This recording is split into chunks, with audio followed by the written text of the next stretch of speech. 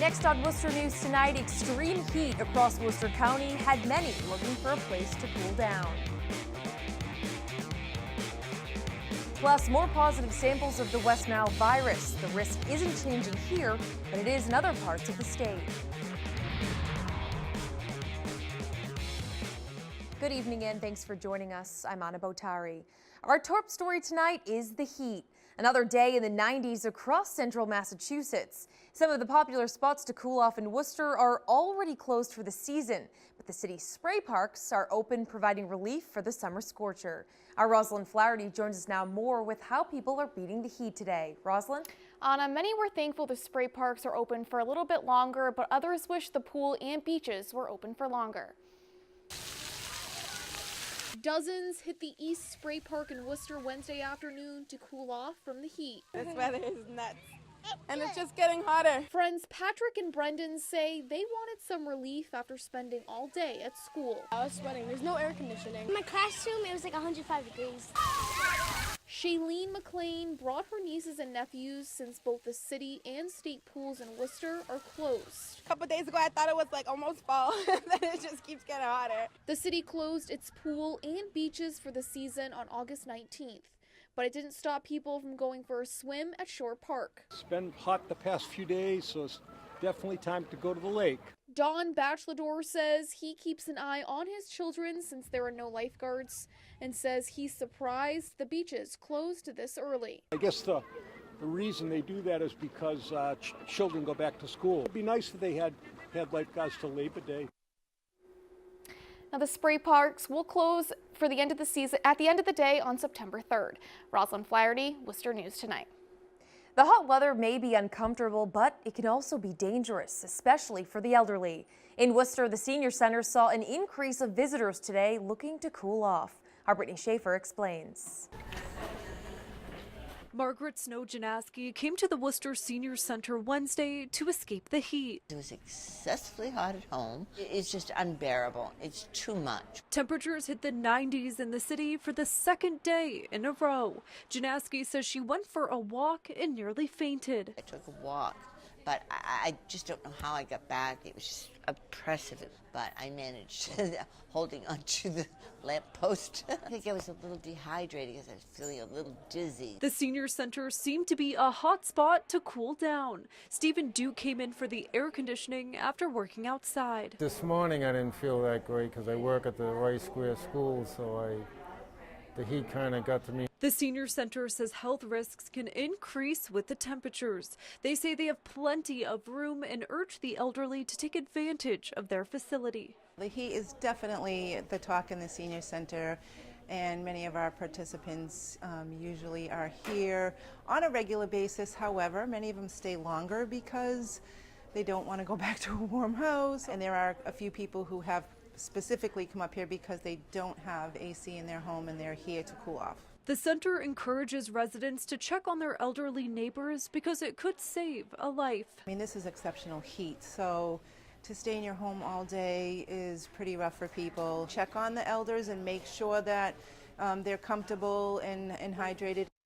The Worcester Senior Center says their doors will be open again tomorrow. The Worcester Public Library is also open as a cooling center. Brittany Schaefer, Worcester News Tonight. State representative candidates for the 17th Worcester District came together for a debate Wednesday. Stu Loosemore, Pamela Jem, David LaBeouf are Democrats who will square off in a primary next week. Their winner will meet Republican Paul Fullen in the general election. All were asked a number of questions, including how would you go about changing and/or funding a new foundation budget for public education?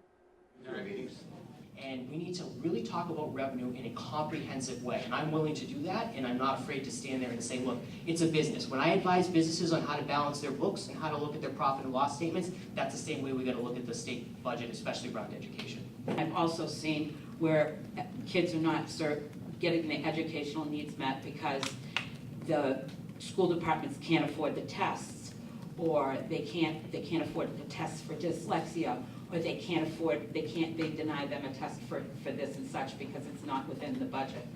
Those things need to be funded. The 1993 formula should be completely dismantled, completely broken down, and a new formula should be put together to fully fund education taking into account the needs and the assets and the resources of individualized communities. Once again, we're talking about raising taxes with the fair share thing here, and raising taxes on people. Sooner or later, we run out of other people's money.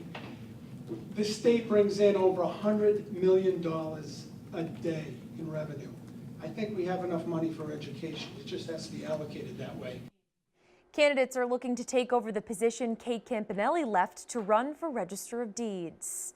The primary election is less than a week away, and the race on the Republican side for the Worcester County Register of Deeds is heating up. State Representatives Kate Campanelli and Kevin Kuros are vying for the seat. In January, incumbent Anthony Vigliotti announced he was stepping down after holding the position for more than 40 years. Both candidates say they have unique skills, setting them apart from the other. I'm very proud of my accomplishments as a state representative and in my time in the private sector before this. You know, this is an administrative position. You're taking all of these ideas and you're implementing these visions, this new leadership. And I think that's something that the registry needs right now. There's one candidate who's ever done real estate before, who's ever managed a large staff of people before, who's ever put together a budget, and who's ever implemented an IT system, and that's me. We'll have much more on this primary race coming up later on in the week on Worcester News Tonight. It's been almost a month since Team Rubicon started to clean up the mess after 2 tornadoes touched down in Douglas and Upton.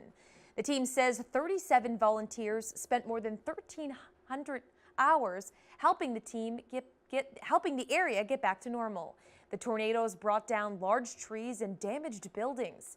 Team Rubicon is made up of veterans and provides disaster relief to communities impacted by natural disasters. They say their labor saved more than $39,000 in the 2 towns. The risk level for West Nile virus is moderate in central Massachusetts after more mosquitoes test positive. This year, the city has teamed up with the Central Massachusetts Mosquito Control Project to spray affected areas in the city. Worcester Division of Public Health Medical Director Dr. Michael Hirsch says the partnership will benefit the people who live here in the city. We're very fortunate the City Council and City Manager allowed us to expend the money to get that program, and I think that's going to keep the risk very much down for Worcester residents. Dr. Hirsch says it's not only important to protect yourself from mosquitoes, but your home as well, by draining any standing water and replacing or installing screens. The state increased its risk levels in every city and town after the first human cases were announced just last week. One was here in Worcester County. Our Kim Jandro has more on the effort to combat the West Nile virus. When mosquitoes test positive for the West Nile virus, John Kulesh's business increases. And with several samples detected in Worcester already this summer, he's working long hours. At first, we couldn't keep up with the phone calls. But we've been so busy. Every year, it seems like the business doubles. Mosquito Squad sprays a barrier around properties to help keep mosquitoes away. Kulesha started the pest control service focusing on mosquitoes and ticks after his daughter contracted Lyme disease. He says 2018 has been one of the more difficult years. But because of the wet, humid, hot, and wet weather we've had this summer, mosquitoes have been double of what they have been before, especially from last year.